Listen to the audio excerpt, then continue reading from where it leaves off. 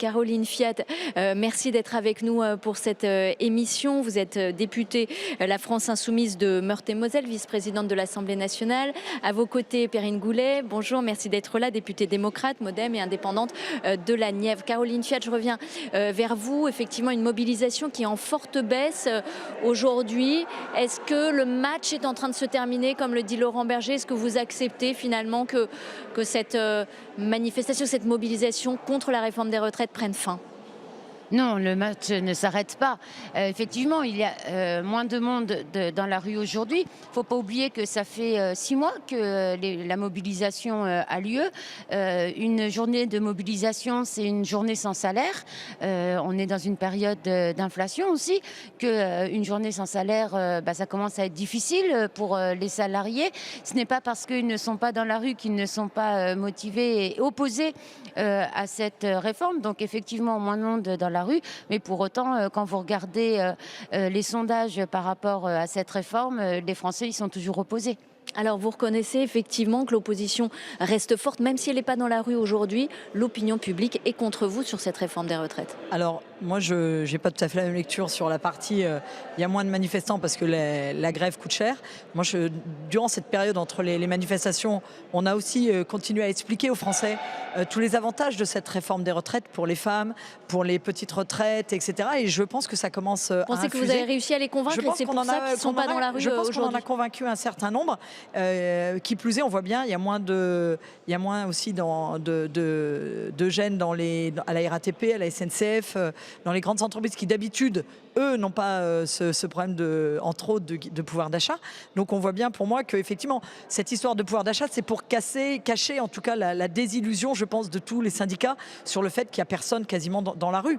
Et on voit bien la cote de confiance d'Emmanuel Macron remonte alors qu'on vient de passer les décrets. Donc moi, je pense qu'il y a un sentiment aussi d'explication, d'acceptabilité qui est en train de monter dans le pays sur cette réforme. 2 décrets qui en fait ont été publiés dimanche, juste avant cette manifestation, et la proposition de loi du groupe Lyot qui sera débattue jeudi pour abroger la réforme. Vous l'avez vécu comme une provocation, Caroline Fiat? Oui, parce que, il y a un moment donné, je me dis, quand vous avez les Français qui vous disent non, surtout pas, que vous avez le texte qui doit arriver jeudi, on attend de voir comment ça va se passer. Vous vous dites, sincèrement, il faut arrêter de marcher sur la démocratie, il faut arrêter de nous bâillonner, mais juste entendre que les cheminots ne sont pas marqués par l'inflation, n'ont pas de problème de frigo vide, je leur laisse apprécier les propos. Alors, cette réforme des retraites, on en parle parce qu'il y a cette manifestation et parce qu'il y a, en principe, un débat avec une proposition de loi du groupe Lyot qui sera débattue jeudi dans l'hémicycle de l'Assemblée nationale. Le président du groupe Lyot, Bertrand Pancher, a interrogé tout à l'heure, lors des questions au gouvernement, la Première ministre. Je vous propose d'écouter la réponse qui lui a été faite. Votre proposition de loi est inconstitutionnelle. Elle aggraverait lourdement les charges publiques, réduirait les recettes. Elle méconnaît frontalement l'article 40 de notre Constitution. Et avec vos alliés insoumis, vous persévérez dans une deuxième atteinte à notre Constitution. Le contrôle de la recevabilité a été dévoyé à des fins uniquement partisanes. Et aujourd'hui, dans une nouvelle atteinte au principe même de notre démocratie, vous prétendez ignorer un vote clair et net en commission des affaires sociales qui a abrogé le premier article de votre proposition de loi. Alors, Monsieur le Président Pancher, la démagogie permet de faire les gros titres, mais elle conduit aux déceptions, aux colères et au rejet de la politique comme de nos institutions. Et nous accordons un droit de réponse à Bertrand Pancher, donc président du groupe Lyot, qui se trouve à vos côtés, Elsa Mondingava. Elle n'a pas été tendre, la Première ministre. Elle vous a accusé de multiplier les atteintes contre la Constitution et d'être des démagogues. Que lui répondez-vous? Je lui réponds que je lui posais la question qui était la suivante. Quand allait-elle faire en sorte d'apaiser notre pays? Et elle me répond en répandant de l'huile sur le feu. Je pense qu'elle ne se rend pas du tout compte de la situation de notre pays. Je pense vraiment qu'elle ne se rend pas compte de la grave crise politique et institutionnelle qu'elle est en train de déclencher. Pour la première fois depuis la Ve République, vous m'entendez bien, on va interdire à des parlementaires, par le biais de leur groupe politique, ce qui est toujours la tradition, de déposer une proposition de loi. On va bâillonner le Parlement et on va nous interdire de voter. Très rapidement, comment ça va se passer d'après vous jeudi matin? Un texte vidé de sa substance, est-ce que vous allez quand même siéger dans l'hémicycle? Alors, écoutez, j'en sais rien. Il faut déjà poser la question à la présidente de l'Assemblée nationale, celle qui va avoir le dernier mot. Est-ce qu'elle va avoir le courage de résister à toutes ces pressions? Est-ce qu'elle veut apparaître comme une présidente de l'Assemblée nationale qui défend la démocratie, la séparation des pouvoirs, ou est-ce qu'elle va être une présidente de l'Assemblée nationale qui va avoir l'image d'être celle qui aura réellement affaibli durablement nos institutions et donné l'image d'une démocratie qui part dans n'importe quel sens? Et si c'est le cas, vous maintenez malgré tout le texte, peut-être pour avoir 1, 2 heures, 3 heures de tribune politique? Si c'est le cas, d'abord on prendra l'opinion publique à témoin. En expliquant qui est responsable de cette grave crise et en demandant aux Françaises et aux Français maintenant de se mobiliser à nos côtés. C'est plus possible que ça dure comme ça.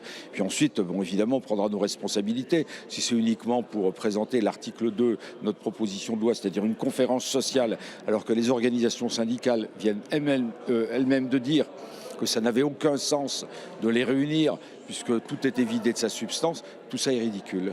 Merci beaucoup Bertrand Pancher. Évidemment, on continue à suivre ce feuilleton autour de votre proposition de loi. Perrine Goulet, est-ce que vous souhaitez que la présidente de l'Assemblée nationale reprenne la main et juge irrecevable ce texte finalement? Alors moi, je vais déjà mettre Éric Coquerel devant ses responsabilités. C'est lui le président de la Commission des finances. Comme pour chaque texte, tous les amendements sont évalués par la Commission des finances et par son président pour vérifier s'ils sont conformes à l'article 40, notamment. C'est déjà prononcé avant la Commission. Mais aussi d'autres. Donc après, moi, j'appelle aussi Éric Coquerel à être cohérent. Hier, il a supprimé 8 des 16 amendements en commission des affaires sociales sur la PPL Valletoux au titre de l'article 40 avec des sommes qui étaient bien moins engageantes que l'amendement qui va être proposé demain par le groupe Lyotte. Donc moi j'engage vraiment Éric Coquerel déjà à remplir son rôle de président de la commission des finances et pas de militant politique. Parce donc là il a pris une décision politique? Elle n'est pas encore faite, j'ai pas vu aucun amendement tomber. Donc pour le moment les amendements n'ont pas été vus par la commission des finances. Et après si Éric Coquerel ne met pas en place cet article 40 sur les amendements qui coûtent 15 milliards d'euros, moi j'appelle à ce qu'il n'y ait aucun amendement qu'on a déposé qui soit aussi sanctionné par l'article 40 et qu'on puisse débattre de tout ce que moi, en tout cas, j'ai aussi des sujets à apporter. Ça veut dire quoi? Faire de l'obstruction à ce moment-là dans l'hémicycle de l'Assemblée nationale? C'est pas faire de l'obstruction. Moi, j'ai des amendements clairement construits, par exemple, pour repousser une des mesures qui fait que les parents qui ont des enfants placés avant 4 ans ne bénéficient pas des trimestres. Moi, je souhaite qu'on le pousse à 18 ans. Donc, ce n'est pas de l'amendement, c'est vraiment de l'amélioration du texte, puisqu'on n'a pas pu le temps de le faire, l'amélioration du texte, puisque au moment des débats, on a été bloqué par une obstruction systématique pour pas arriver à l'article 7. Et puis en tout cas, on a là pour moi une pleine démagogie, puisque de toute façon, quoi qu'il arrive, ce texte, adopté ou pas, n'ira jamais au bout. La loi s'appliquera au 1er septembre 2023, quoi qu'il arrive.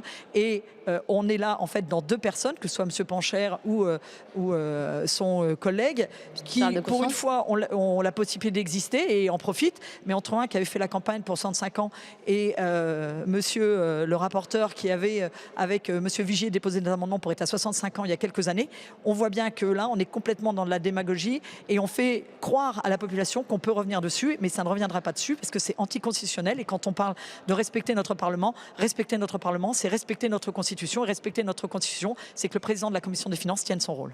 Caroline Fiat, est-ce qu'il n'y a pas une forme d'incohérence? Vous avez fait de l'obstruction sur la réforme des retraites pour ne pas arriver au débat sur l'article 7 qui était le débat sur l'âge, et aujourd'hui vous souhaitez qu'il y ait ce débat finalement dans l'hémicycle de l'Assemblée nationale. C'est à n'y rien comprendre.